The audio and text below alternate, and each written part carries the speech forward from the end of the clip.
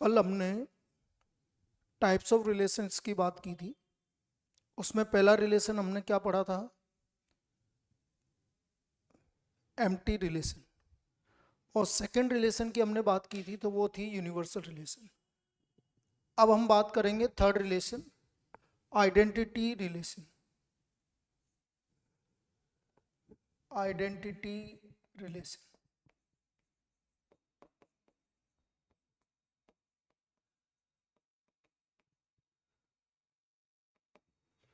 ना what is identity relation? हम identity relation को किस तरह से डिफाइन करेंगे वो आप समझिए। A relation are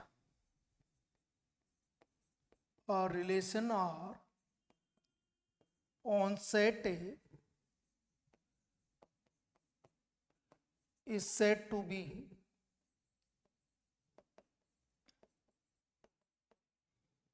identity relation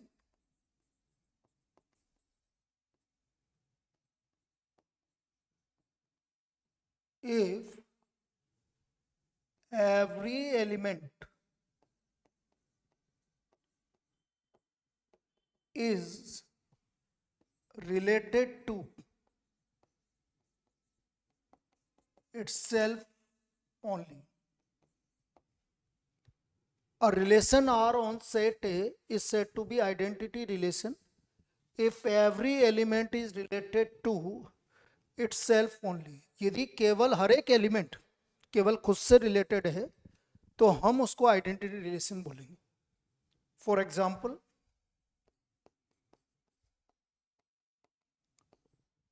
let A equal to 1, 2, 3. Relation R is defined as R equal to A comma B such that modulus A minus B is greater than equal to 0 and AB belongs to capital A. अब आप ये देखिए कि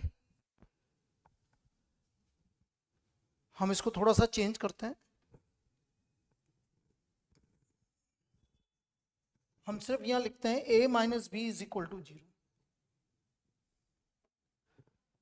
A minus B equal to 0 for all AB belongs to A.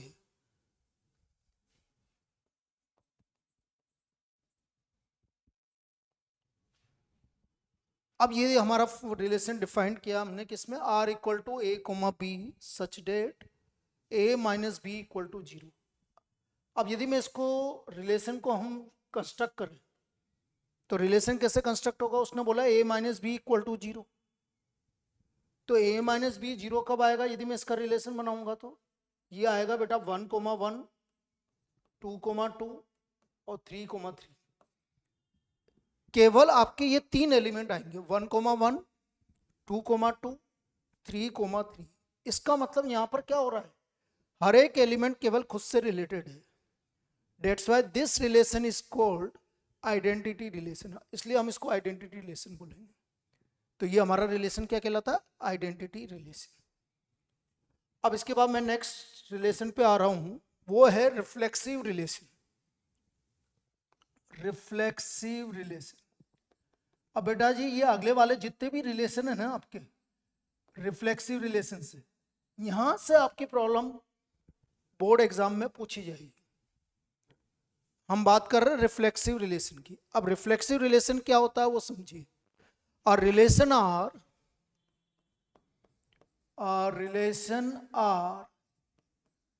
On set A is said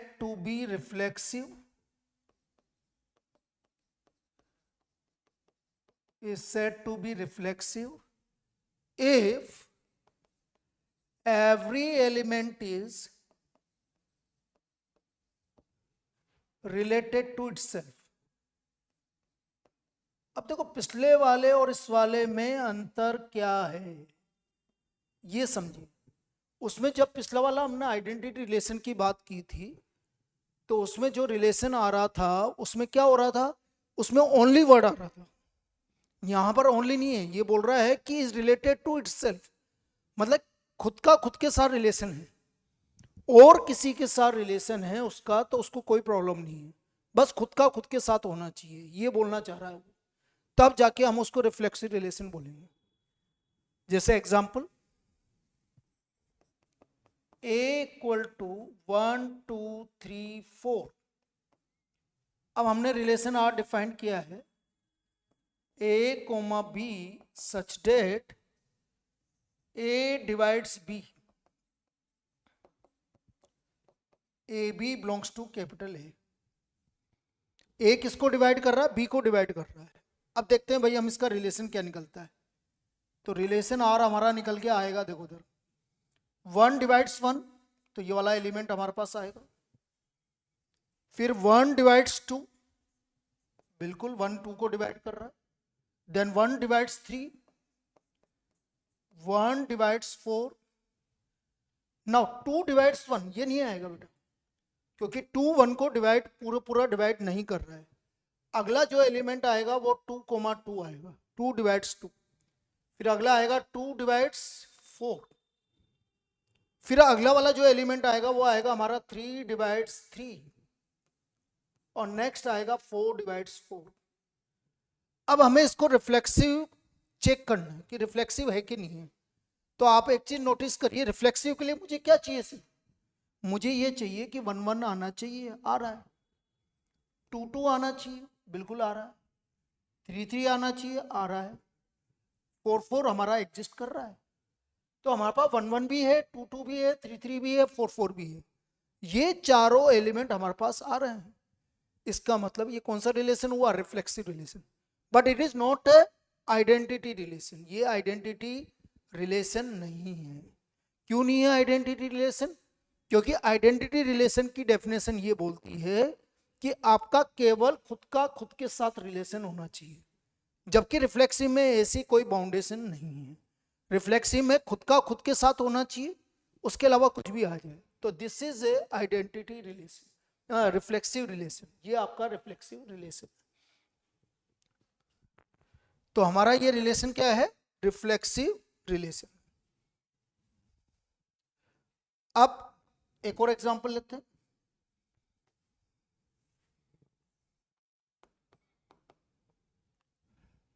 let capital L be the set of all lines in a plane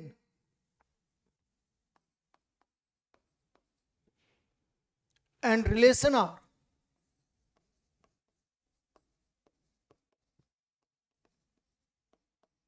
is defined as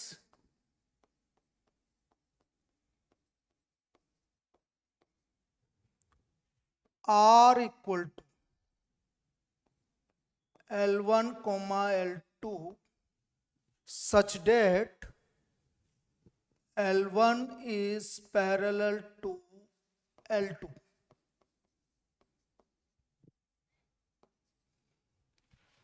Check whether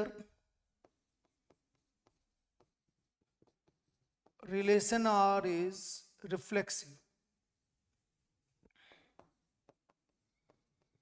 अब हमें ये check करना है कि भाई relation are reflexive है क्या। Check whether relation R is reflexive, we have to check.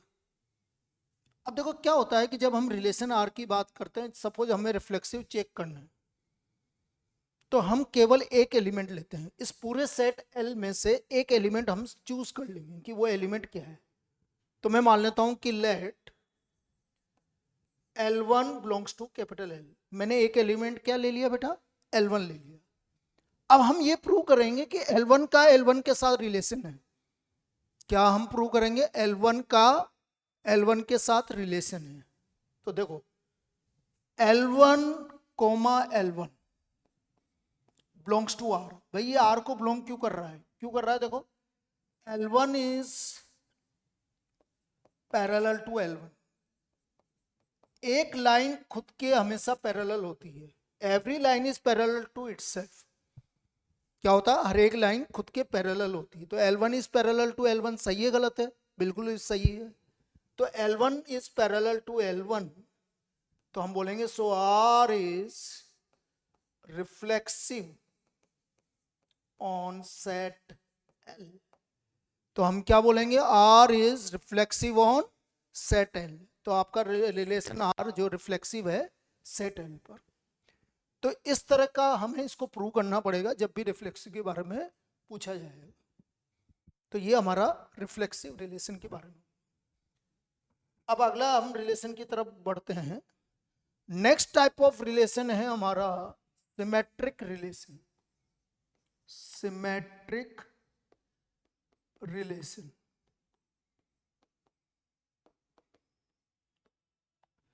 Symmetric relation, a relation R on set A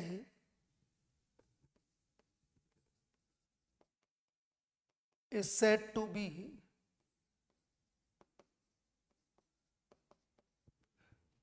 symmetric relation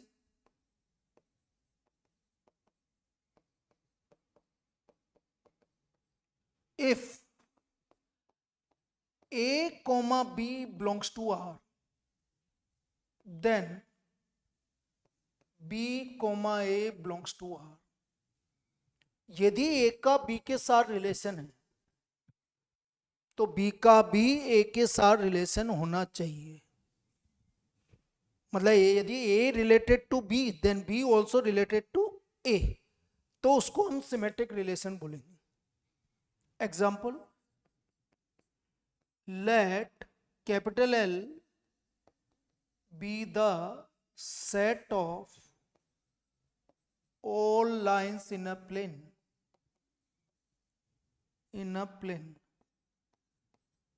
and relation R is defined as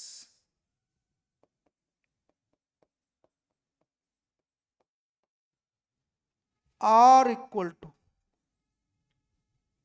L1 comma L2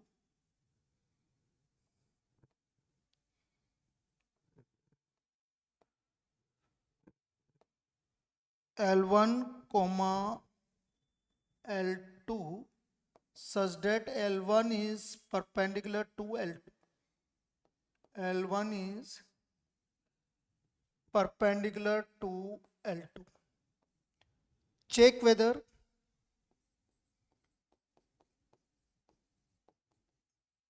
R is symmetric। अब हमें यहाँ check करना है कि symmetric है कि नहीं है।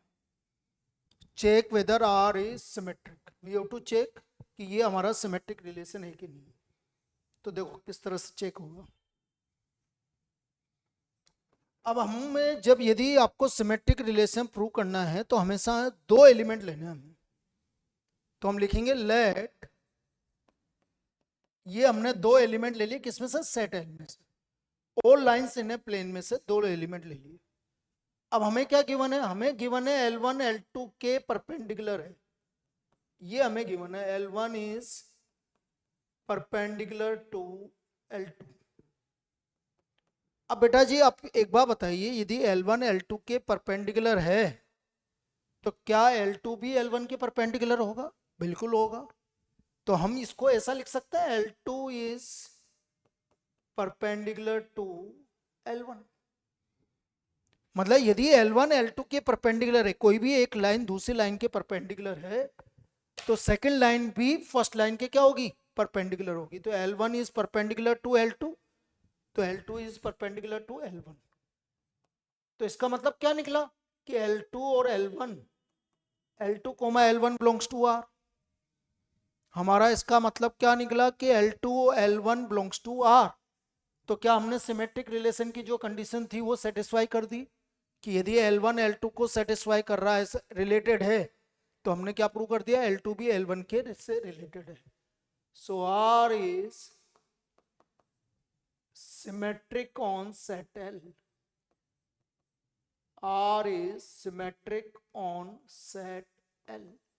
तो हमने क्या प्रूव कर दिया कि R रिलेशन R क्या है, सिमेट्रिक है सेट L। तो ये हमारा सिमेट्रिक रिलेशन। अभी हम सिर्फ इसके बारे में डिफाइन कर रहे हैं, क्वेश्चन हम सबके पर एक साथ कर लेंगे।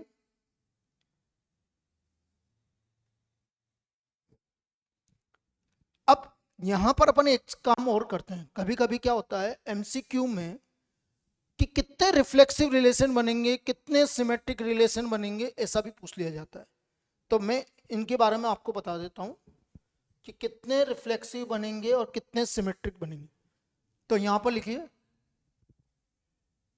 नंबर ऑफ रिफ्लेक्सिव रिलेशन,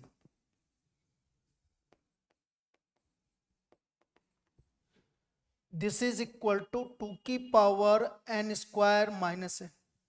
यदि आपको कभी बोले ना कि एक सेट है जिसके अंदर 3 एलिमेंट है या n एलिमेंट है, तो उसमें कितने रिफ्लेक्सिव रिलेशन बनेंगे, तो आपके बनेंगे 2 की पावर n² - n।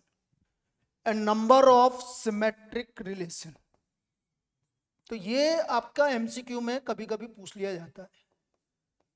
तो आपको ये फॉर्मूला डायरेक्ट याद रखना है, 2 की पावर n × n+1/2। तो this is number of reflexive relation, number of symmetric relation. जैसे कि एक एग्जांपल लेते हैं भैया, ए हम बोल देते हैं 1 4 5 है, 3 एलिमेंट है इसके अंदर, तो यहां पर n की वैल्यू 3 हो गई। अब मैं आपसे बोल रहा हूं नंबर ऑफ रिफ्लेक्सिव रिलेशन,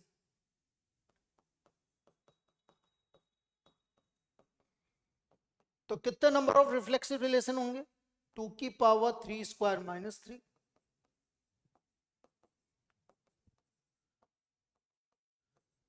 तो नंबर ऑफ रिफ्लेक्सिव रिलेशन कितने होंगे, 64।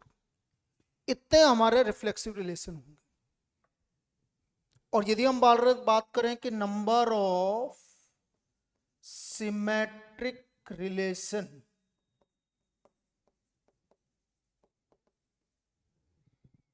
तो बेटा ये आएगा 2 की पावर n × n+1, तो 3 3+1/2। तो ये हो गया हमारा 3 × 4 12/6। ये भी, इसमें भी कितने सिमेट्रिक रिलेशन बनेंगे, 64 बनेंगे। इसमें भी नंबर ऑफ जो सिमेट्रिक रिलेशन बनेंगे वो 64 बनेंगे। तो ये हमारा, ये दोनों आपके जो फॉर्मूले हैं ये हमारे एमसीक्यू पर्पस के लिए, भाई एमसीक्यू में पूछ लिया जाता है कभी कभी। तो आजकल इस तरह की प्रॉब्लम आ जाती है कि कितने रिफ्लेक्सिव बनेंगे, कितने सिमेट्रिक बनेंगे। तो ये हमारा number of reflexive relation, number of symmetric relation. अब आ जाते हैं इसके पास टाइप ऑफ रिलेशन में हम ट्रांजिटिव रिलेशन। किसकी बात करेंगे हम, ट्रांजिटिव रिलेशन।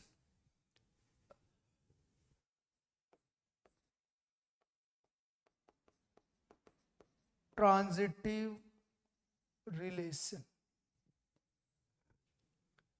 हम बात कर रहे हैं, ट्रांजिटिव रिलेशन। अब इसको कैसे डिफाइन करेंगे, देखो इधर, अ रिलेशन आर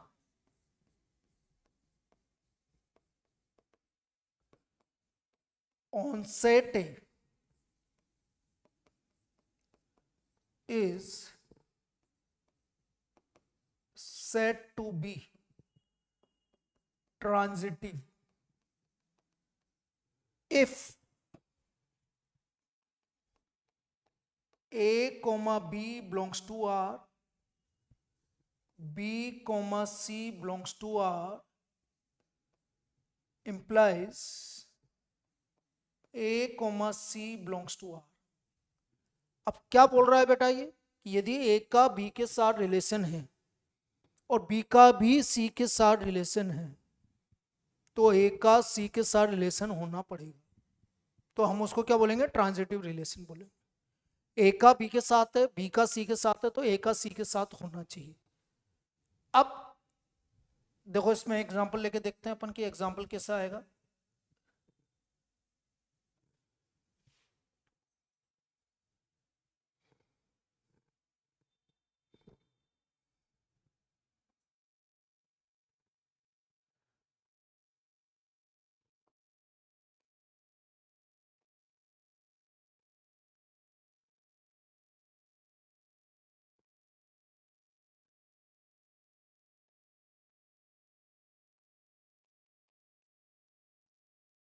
देखिए एग्जाम्पल,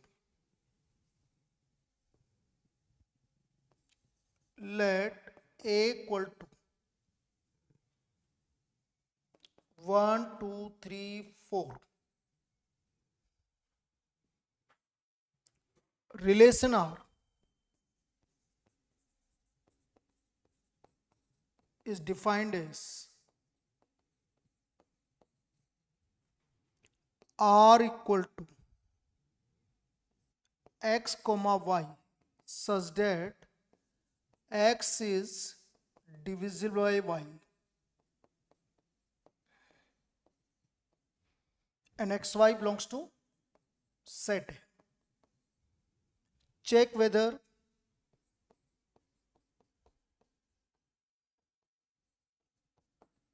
R is transitive.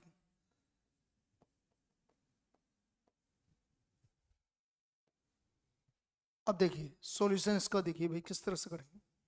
पहले एक बार बना लेते हैं, लेकिन फिर जनरल कैसे प्रूव करते हैं वो अपन देख लेंगे बाद में। पहले हम इसका बना लेते हैं कि क्या क्या आएगा। भाई 1 इज डिविजिबल बाय 1, बिल्कुल सही है।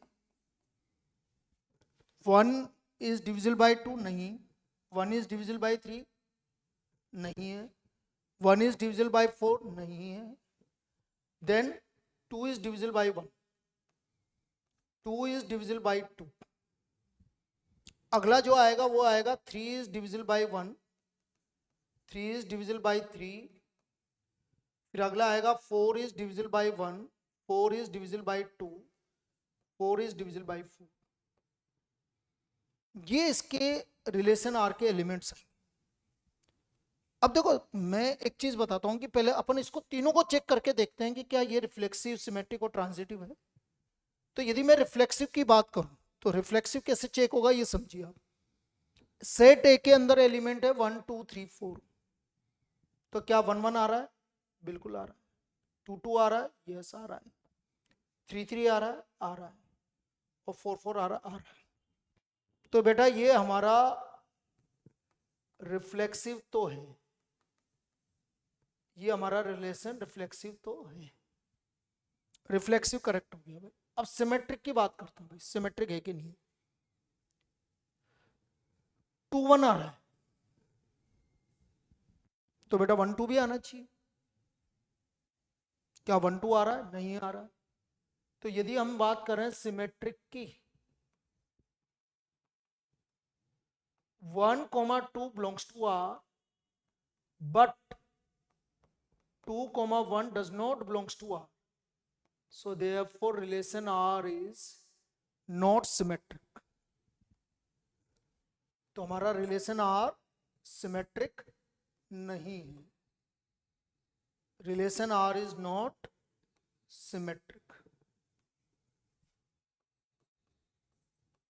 तो बेटा ये सिमेट्रिक तो नहीं। अब हम बात करते हैं ट्रांजिटिव की, क्या यह ट्रांजिटिव है क्या। अब देखो क्या होता है कि जब भी आपको ट्रांजिटिव प्रूव करना होता है ना, तो आप ट्रांजिटिव प्रूव करने के लिए क्या करिए, ये 1 1, 2 2, 3 3 और 4 4, इनको तो बिल्कुल देखो ही मत। ट्रांजिटिव चेक करने के लिए इन चारों को देखने की बिल्कुल भी जरूरत नहीं है। इन चारों को तो आप हटा ही दो कि भाई नहीं चेक करना, ये तो ऑलरेडी रिफ्लेक्सिव है तो ये चेक्ड है। अब अपन क्या करेंगे, देखो तो 2 1 आ रहा है, 1 को आगे कोई रिलेट कर रहा है क्या? नहीं कर रहा, तो इसको कोई दिक्कत नहीं। इसी तरह 3 1 आ रहा है, 1 को आगे कोई रिलेट कर रहा है कि नहीं कर रहा, कोई दिक्कत नहीं। 4 1 आ रहा है, 4 को कोई रिलेट कर रहा है क्या? नहीं कर रहा। वो 4 1 को कोई रिलेट कर रहा, नहीं कर रहा। अब बचा हमारा 4 2। क्या बचा भाई हमारा? 4 2। अब 4 2 देखना इधर, ये 4 2 है हमारा, ये हमारा क्या है? 4 2 है।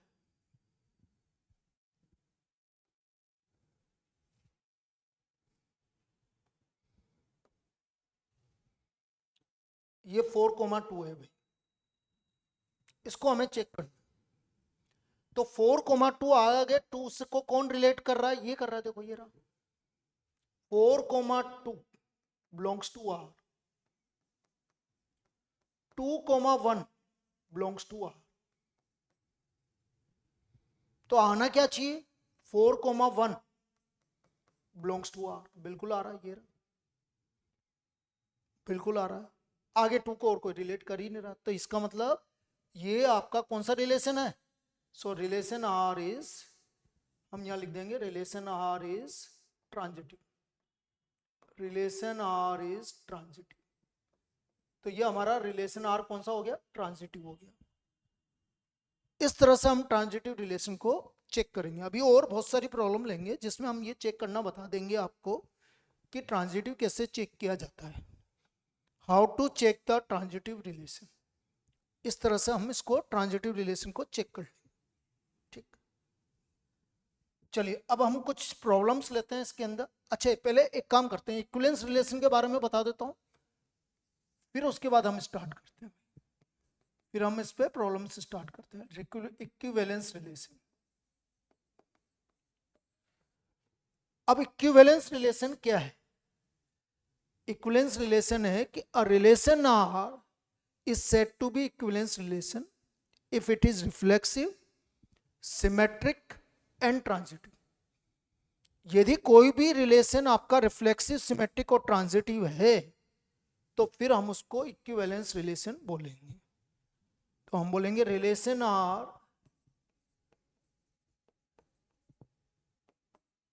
is said to be an equivalence relation, equivalence relation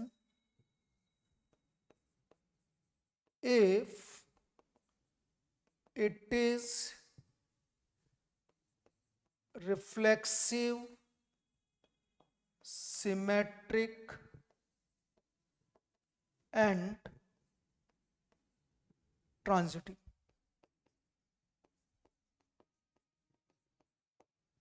If it is reflexive, symmetric and transitive, यदि वो रिलेशन आर रिफ्लेक्सिव भी है, सिमेट्रिक भी है, ट्रांजिटिव भी है, तो फिर हमारा वो इक्विवेलेंस रिलेशन हो जाएगा।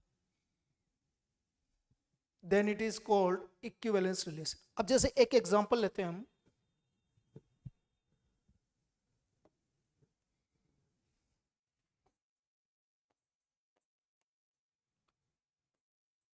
Late a equal to 1 2 3। अब इसके हम कितने इक्विवेलेंस रिलेशन बना सकते हैं वो देखो, इक्विवेलेंस रिलेशन।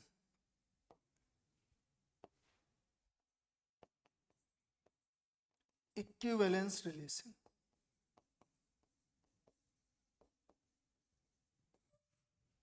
कितने हम इसके इक्विवेलेंस रिलेशन बना सकते हैं। पहला रिलेशन R1, सपोज मैंने रख दिया 1 1 2 2 3 3। अब ये इक्विवेलेंस रिलेशन है। क्यों है इक्विवेलेंस रिलेशन, रिफ्लेक्सिव है कि नहीं है, बिल्कुल है, 1 1 आ रहा है, 2 2 आ रहा है, 3 3 आ रहा है। सिमेट्रिक, 1 1 है तो इसका उल्टा 1 1 है। ट्रांजिटिव, 1 1 है। अब देखो ट्रांजिटिव में देखो 1 1 है हमारे पास, क्या 1 को आगे कोई रिलेट कर रहा है, नहीं कर रहा, तो कोई गलती नहीं है इसकी। यदि रिलेट कर रहा होता तो हमारा आना चाहिए, नहीं कर रहा है तो कोई दिक्कत नहीं है। तो ये हमारा 1 1 आगे कोई रिलेट नहीं कर रहा। ऐसे ही 2 2 की बात करें तो 2 को आगे कोई रिलेट नहीं कर रहा। 3 3 को बात करें तो 3 को कोई आगे रिलेट नहीं कर रहा, तो हम इसको ट्रांजिटिव रिलेशन मानेंगे। फिर आप क्या बोलोगे, अरे सर ये ट्रांजिटिव कैसे हो गया। भाई ट्रांजिटिव की कंडीशन क्या है, ट्रांजिटिव की कंडीशन है यदि ए का बी के साथ रिलेशन है, बी का सी के साथ है, तो ए का सी के साथ होना चाहिए। अब बेटा ए का बी के साथ है और बी का रिलेशन आगे एग्जिस्ट ही नहीं कर रहा, तो फिर वो ट्रांजिटिव बोला जाएगा। यदि एग्जिस्ट कर रहा होता तो होना चाहिए था, नहीं कर रहा तो कोई गलती नहीं, कोई दिक्कत नहीं है, वो आपका ट्रांजिटिव मान लिया जाएगा। फिर आप बोलोगे सर ये इस रिलेशन से हमें इस एग्जांपल से समझ में नहीं आया, तो देखो एक बहुत बढ़िया एग्जांपल देता हूं मैं आपको। आप बोलोगे हाँ सर समझ में आ गया। रिलेशन आर डिफाइंड है x, y such that x is wife of y. x is wife of y, ये हम रिलेशन की बात कर रहे हैं। अब आपने बोला कि सर रिफ्लेक्सिव, चलो रिफ्लेक्सिव सिमेट्रिक को गोली मारो, हम सिर्फ ट्रांजिटिव की बात करते हैं। x is wife of y आपका एग्जिस्ट कर रहा है, क्या इससे आगे रिलेशन एग्जिस्ट करेगा? क्या हम ऐसा बोलेंगे कि x is wife of y, y is wife of z? Possible है? तो आप बोलोगे अरे सर मजाक कर रहे हैं आप, y is wife of z कैसे हो सकता है? तो इसका मतलब रिलेशन आगे एग्जिस्ट नहीं कर रहा। तो that's why this is a transitive relation, ये आपका ट्रांजिटिव रिलेशन कहलाएगा। तो यहां पर भी यही है, 1,1 आ रहा है लेकिन 1 को आगे कोई रिलेट नहीं कर रहा है, इसलिए हम इसको ट्रांजिटिव रिलेशन बोलेंगे। 2,2 आ रहा है लेकिन आगे 2 को कोई रिलेट नहीं कर रहा। 3,3 आ रहा है लेकिन आगे 3 को कोई रिलेट नहीं कर रहा। कर रहा होता तो होना चाहिए था, नहीं कर रहा है तो कोई दिक्कत वाली बात नहीं है, इसलिए हम इसको क्या बोलेंगे? ट्रांजिटिव रिलेशन बोलेंगे। That's why it is called transitive relation. तो ये ट्रांजिटिव रिलेशन है, रिफ्लेक्सिव है, सिमेट्रिक है, ट्रांजिटिव। तो पहला हमारा ट्रांजिटिव इक्विवेलेंस रिलेशन ये आ गया। अब दूसरा इक्विवेलेंस रिलेशन की मैं बात करता हूं। देखो 1,1 2,2 ये तो आना ही चाहिए बेटा, रिफ्लेक्सिव तो होना ही चाहिए। सब मैंने कोई एक एलिमेंट इसमें ऐड कर दिया, 1,2 1,2 मैंने इसके अंदर ऐड कर दिया।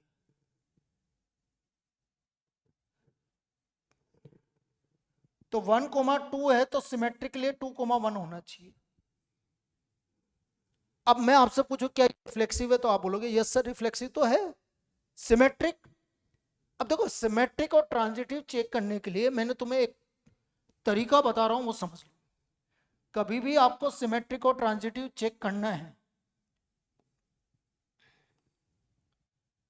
तो इन तीनों एलिमेंट को मत चेक करो भाई, सिमेट्रिक और ट्रांजिटिव इनको चेक करने की जरूरत नहीं है आपको तो सिर्फ बाकी बचे एलिमेंट चेक कर लो सिमेट्रिक के लिए और ट्रांजिटिव के लिए। 1,2 आ रहा है तो 2,1 आ रहा है, उल्टा आ रहा है। अच्छा फिर बोलोगे सर ट्रांजिटिव 1,2 2,1 तो क्या आना चाहिए? 1,1 बिल्कुल आ रहा है। फिर आपने बोला सर उल्टा भी तो कर सकते हैं, 2,1 आ रहा है 1,2 आ रहा है तो 2,2 आना चाहिए, तो मैंने बोला वो भी आ रहा है, तो इसका मतलब ये ट्रांजिटिव है।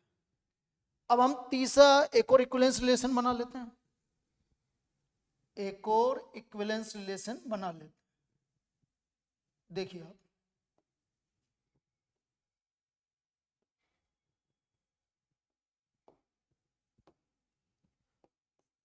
R3, अब R3 क्या है देखो तक 1,1 2,2 3,3 ये तो आएगा ही सही। मैंने एक और निकाल लिया 1,3 ले लिया तो 3,1 ले लिया, तो ये भी आपका ट्रांजिटिव भी हो गया, सिमेट्रिक भी हो गया, ट्रांजिटिव भी हो गया, और आपका तो ये इक्विवेलेंस रिलेशन हो गया। तो ये आपका R3 हो गया भाई। एक और इक्विवेलेंस रिलेशन R4, एक और बनाते हैं। 1,1 आएगा इसी, 2,2 बनाएंगे आएगा इसी, 3,3। अब मैं एक और ऐड कर देता हूं 2,3 3,2। अगेन ये रिफ्लेक्सिव भी हो गया, सिमेट्रिक भी हो गया और ट्रांजिटिव भी हो गया। तो ये हमारा कौन सा रिलेशन हो गया? ये भी इक्विवेलेंस रिलेशन हो गया। अब एक एक एलिमेंट हमने जोड़ दिया भाई। अब सपोज मैं R5 लास्ट इक्विवेलेंस रिलेशन बना रहा हूं, 5 इक्विवेलेंस रिलेशन बनेंगे इसके अंदर, 1,1 2,2 3,3। सपोज मैंने 1,2 जोड़ा तो 2,1 भी आएगा, फिर मैंने 1,3 जोड़ा तो 3,1 भी आएगा। अब ये रिफ्लेक्सिव और सिमेट्रिक हो गया। ट्रांजिटिव को और देखते हैं भाई, ट्रांजिटिव कैसे चेक करेंगे ये समझो। ट्रांजिटिव चेक करते हैं भाई। हमने बोला 1,1 को आपको चेक नहीं करना है, 2,2 को आपको चेक नहीं करना है, 3,3 को आपको चेक नहीं करना है। अब देखना 2,1 आ रहा है और 1,3 आ रहा है, तो ट्रांजिटिव होने के लिए हमारा 2,3 भी आना चाहिए। अब 2,3 आना चाहिए तो सिमेट्रिक होने के लिए 3,2 भी आना चाहिए। तो ये हमारा लास्ट, इसमें सारे एलिमेंट आ गए आपके 1 2 3 के जितने भी एलिमेंट बनेंगे। कितने बनेंगे कल बताया था हमने, इसके अंदर 3 एलिमेंट है तो कितने एलिमेंट कितने बनेंगे, 3 इंटू 3 9 बनेंगे इसके अंदर। तो 9 आ रहे कि नहीं आ रहे, देखो 3 3 6 9। तो ये 5 इक्विवेलेंस रिलेशन हमारे आपके कंस्ट्रक्ट हुए, 3 एलिमेंट को लेके 5 इक्विवेलेंस रिलेशन कंस्ट्रक्ट हुए। तो इस तरह से आपके ये 5 इक्विवेलेंस रिलेशन बनेंगे। कभी कभी ऐसा आ जाता है, वैसे तो उसकी ट्रिक है, मैं ट्रिक बता दूंगा तुम्हें कि कैसे इक्विवेलेंस रिलेशन कैसे निकालेंगे, नंबर ऑफ इक्विवेलेंस रिलेशन। उसके लिए हम आपसे डिस्कस कर लेते हैं नंबर ऑफ इक्विवेलेंस रिलेशन।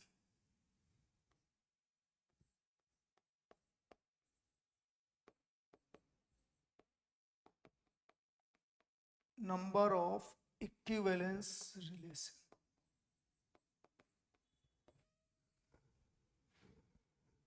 ये नंबर ऑफ इक्विवेलेंस रिलेशन। अब ऐसे लिखो, दो ये 1 लिखो, फिर वापस से 1 लिख दो, इन दोनों को ऐड करो, इन दोनों को ऐड करो, 1 + 1 2, फिर 2 को वापस से यहां लिख दो, फिर ऐड करो, 1 + 2 3, 2 + 3 5, फिर 5 को यहां पर कैरी ओवर कर लो, फिर वापस से ऐड करो, 5 + 2 7, 7 + 3 10, 10 + 5 15।